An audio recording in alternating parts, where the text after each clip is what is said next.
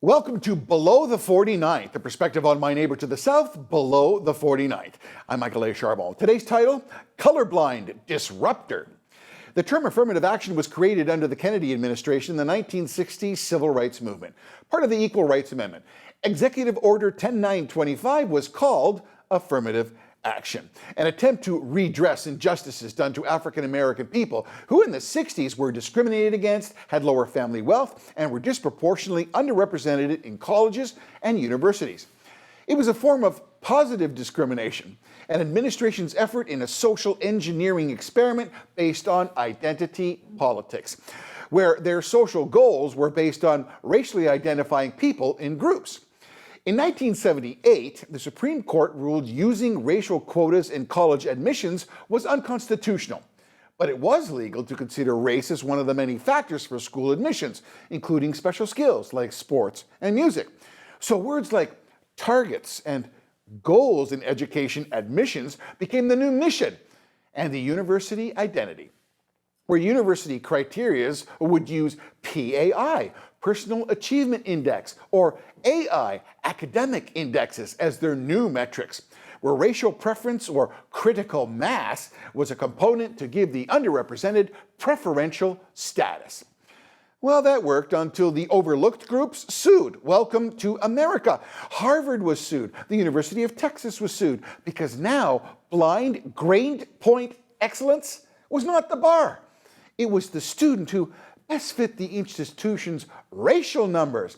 Some represented that affirmative action in education did damage, where the term meritocracy was lost, which took the most capable exceptional achievers striving to go to places of higher education and given the resources and knowledge required to positively make important changes to benefit the world was not the norm anymore. No, but today, some 8 states in the U.S. have prohibited public universities from taking race into consideration in admissions. And for the record, in California, where race-based affirmative action was abolished, the success rate of African Americans was equal to and even surpassed the numbers under affirmative action. So, what have we learned? Well, that real solutions are scholarships, grants, and endowments as the real equalizer in the wealth gap. A focus on kindergarten through grade 12 education in less affluent communities, and the ability to give SAT preparation resources so that, again, wealth is not the barrier to excel in education. But society really hasn't learned anything, as now affirmative action is in the workforce. Today, race-conscious hiring preferences and diversity benchmarks are the corporate buzzwords of the woke HR departments. In an attempt to eliminate racial discrimination, they put race back into hiring equations. Yep, governments, corporations, and large-scale retailers are attempting to institute hiring quotas based on race, gender, and color, don't you know? Metrics that challenge the traditional measurement of achievement and qualifications in the workforce. Where the term BIPOC applicant, an acronym for Black, Indigenous, and People of Color, is the desired one in 2021, where color, race, and gender hiring is not blind. Oh, it's firmly in focus.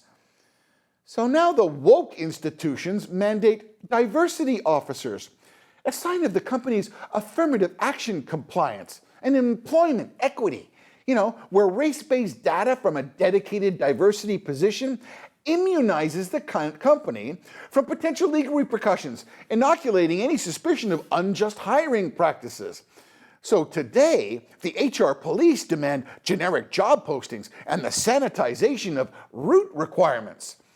Today, a good corporate citizen cannot in any way offend any perceived groups. So, I ask you, have you really come full circle, arriving at the acceptance of societal discrimination? I thought hiring was supposed to be colorblind. Remember that term? Hiring based on worth, equal opportunity for equal work with equal pay? Not anymore. Today it's based on social justice metrics, where discriminatory opportunities are positioned for selective groups.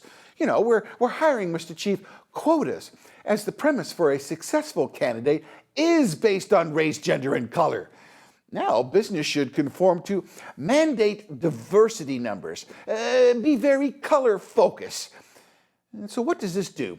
Well, quiet whispers of pernicious stereotypes and stigmatization of racial groups are perceived as being hired based on race and color gender, don't you know? So as society, we've officially gone back asswards, as the pendulum of logic has gone the other way, where now the real metrics is to satisfy the social justice HR police diversity officers' choice, so they can fill the monthly race numbers. So let's change gears here. Despite the intense focus on affirmative action, business is changing in many ways. Take the fast food business. It's facing a $15 an hour minimum wage for an entry-level job. They're now going totally artificial intelligence. You speak into a computer with voice recognition that prints your order and your total on the screen. You then complete the transaction with a cashless tap. Your order goes into the cooking computer app, which assembles your order. The store is supervised by one, maybe two humans that you never see and never speak to. Oh, and the big box retailers, they're going to eliminate the cash register. Watch.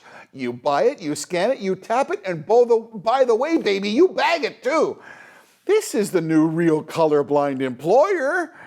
So as business gets back on track, they have now to address the new woke Netflix workforce demands. I want to work at home. Yeah, competition, innovation, and hard numbers, though, will mandate that the workforce of the future will be remote.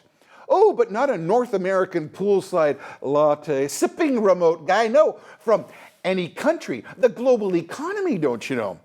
So this workforce will be colorblind and based simply on the best, most talented, any color, any race, any gender, and any country that works the hardest for the least amount of money and maximizes profit for the mother company.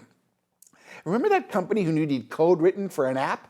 They went to an Indian-based company who did it in one day for a fifth of the price of the North American company they used to use. Yep, that client didn't care about the anonymous India code writer or whether or what color he or she was or where they were from. They say elections have consequences. Well, so will social justice movement, as the result will be a truly colorblind, race-blind, gender-blind, anonymous global workforce. And the diversity affirmative action compliance officer position, to borrow a phrase, you're fired. David, can I say that? Woo-hoo.